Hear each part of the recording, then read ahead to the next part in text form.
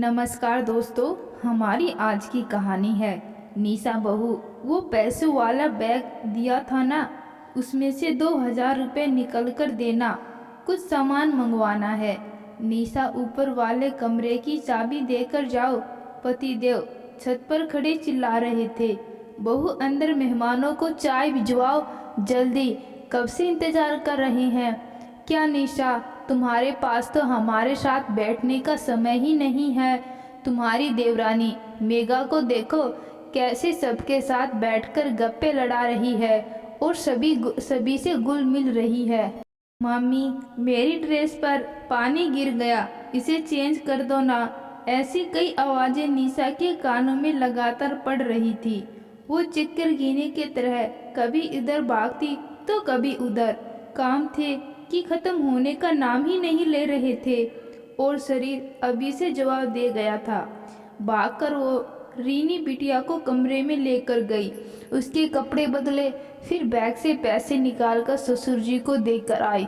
बुआ जी, अभी बैठने का समय नहीं है, मैं काम निपटा कर फुर्सत से आपके साथ बैठूंगी। इतना बोल निशा ऊपर वाले कमरे में चाबी अपने पतिदेव को देने गई। क्या निशा, कब से चिल्ला रहा हूँ और तुम अब आई हो। इतनी चाबियाँ कमर पे लटका कर घूम रही हो।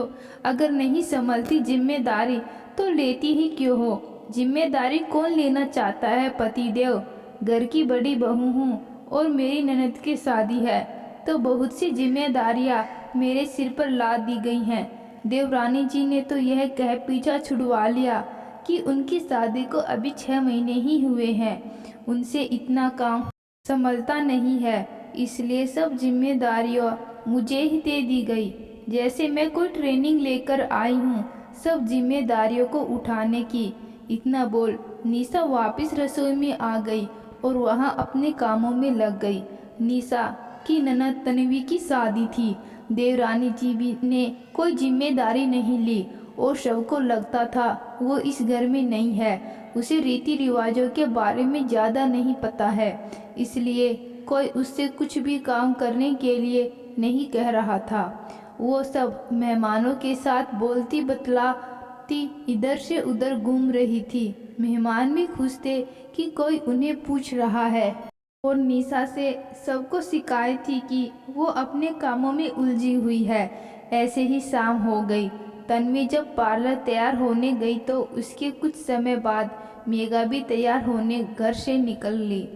उधर निशा अभी भी सारी तैयारी करने में जुटी थी। शाम के समय सब मेहमान तैयार होकर मैरिज हॉल पहुंचने लगे। निशा भी अपनी बेटी को तैयार करने लगी। निशा, जल्दी से मेरा सूट दो। भाई, मेहमान हॉल में पहुंचने लगे हैं और घर के लोग अभी तैयार ही नहीं हुए हैं। निशा ने उसी समय अलमारी से पतिदेव को सूट निकाल कर दिया, फिर बेटी को तैयार कर खुद तैयार होने लगी। तभी सासू माँ कमरे में आई। कहाँ थी निशा, तुम कब से आवाज़ दे रही हूँ। वो दूल्हे के स्वागतम के लिए जो थाल हम लाए थे वो कहाँ है। आप चलिए माँ, मैं लेकर आती हूँ। निशा ने जल्दी से साड़ी को लपेटा और सासू माँ को थाल व स्वागतम का अन्य सामान देने चली गई। वापिस आकर हल्का फुल्का मेकअप किया। उसमें भी कभी कोई उसे आवाज़ दे रहा था तो कभी कोई जैसे तैसे वो हॉल में पहुंची। वहाँ भी जिम्मेदारियाँ उसका पीछा नहीं छोड़ रही थी। चिंता के भाव उसके चेहरे पर बने हुए थे। थकी हारी, परेशान और मुरझाई वो भीड़ में सबसे अलग खड़ी थी कि किसी ने प्यार से उसके कंधे पर हाथ रखा। निशा बेटा। निशा पीछे मुड़ी तो माँ और बाबूजी व भाई मुस्कान के साथ खड़े थे। देख निशा खुद को रोक न सकी और उसकी आंखों से आंसू बहने लगे। वो उसी समय अपनी माँ से लिपट गई। सबको लगा शायद निशा अपने परिवार को देखकर भावुक हो गई। कुछ समय बाद जब वरमाला शुरू हुई तो निशा की नज़रें अपनी देवरानी मेघा पर पड़ी। गोल्डन कलर के लहंगे और खूबसूरत मेकअप के साथ वो दुल्हन से भी ज़्यादा खूबसूरत लग रही थी। देवर जी भी उसके अगल बगल मंडरा रहे थे। सब लोग भी मेघा की तारीफों के पुल ही बांध रहे थे। निशा इस समय खुद को ठगा महसूस कर रही थी। तभी उसकी माँ बोली, बेटा तुझे किसी चीज़ की कमी है क्या जो तू हर समय मुरझाई रहती है? तेरी देवरानी को देख कैसे सज धज के दुल्हन के बगल में खड़ी है, और एक तू है जो यहाँ मुंह लटकाए खड़ी है। जैसे वो सज सवर के आई है वैसे तू क्यों नहीं आई? क्या करूँ माँ, जिम्मेदारियाँ मेरे सर दे दी गई हैं। मेघा तो फ्री है, उसे कोई काम के लिए भी नहीं कहता। सबको मैं दिखती हूँ, जो आता है काम दे जाता है, और शिकायतें भी से ही हैं कि मैंने काम सही से नहीं किया। आप बताओ, इतने काम में मैं भला कहाँ तैयार होने जाती? साड़ी और मेकअप तक भागम भाग में करके आई हूँ। देवरानी जी के तो पति हैं, उनके लिए आवाज़ उठाने को, लेकिन यहाँ तो पति देव ही साथ नहीं देते। बेटा, जो जिम्मेदारियाँ लेता है, जिम्मेदारियाँ दी भी उसे ही जाती हैं, और सुनना भी उसे ही पड़ेगा जो काम करेगा। लेकिन तुम खुद समझदार हो, पतिदेव कुछ नहीं बोलते तो तुम तो अपने लिए बोलो। चुपचाप काम करती रहोगी तो हर कोई आकर अपना काम तुम्हें पकड़ा जाएगा। तुम घर की बड़ी बहू हो, घर के लिए तुम्हारे कुछ फर्ज जरूरी हैं, लेकिन सबकी अपनी एक क्षमता होती है, उससे अधिक एक इंसान काम नहीं कर सकता। बोलना सीखो और कामों में दूसरों की मदद लेना भी। कुछ ही दूरी पर खड़े पतिदेव सारी बातें सुन रहे थे। आज तक उन्हें बीबी का दर्द कभी देखा ही नहीं था, लेकिन आज उसका उदास चेहरा और दूसरी तरफ भाई की बीबी को हंसता मुस्कुराता चेहरा देख वो अपने आप मजबूर हो गए सोचने पर। बीबी और सासू माँ की बातों ने भी मन में सवाल उत्पन्न किए, तो एहसास हुआ कि बीबी की इस हालत के जिम्मेदार वो खुद हैं। नीरव ने खुद से वादा किया कि बस बहुत हुआ, अब वो भी अपने भाई की तरह बीबी का साथ देगा। शादी अच्छे से संपन्न हो गई और दुल्हन भी विदा हो गई।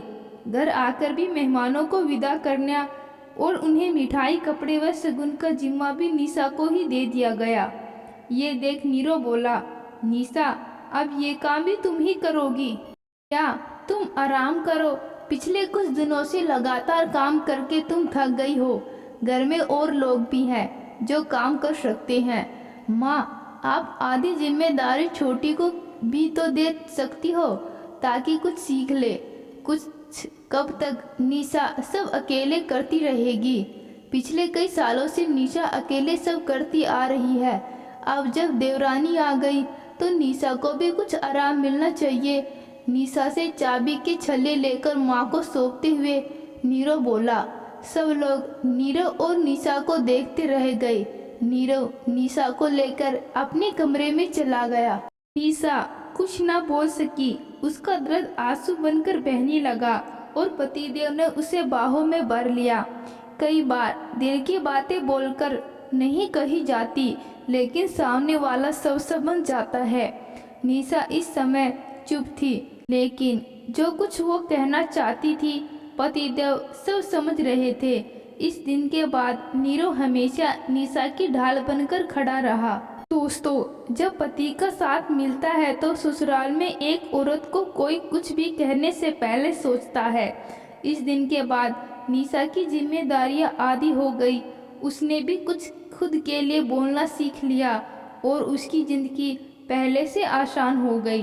तो दोस्तों, आज की कहानी आपको कैसी लगी कमेंट बॉक्स में ज़रूर बताना। कहानी अच्छी लगी, कहानी को लाइक, शेयर और चैनल को सब्सक्राइब जरूर करना। धन्यवाद।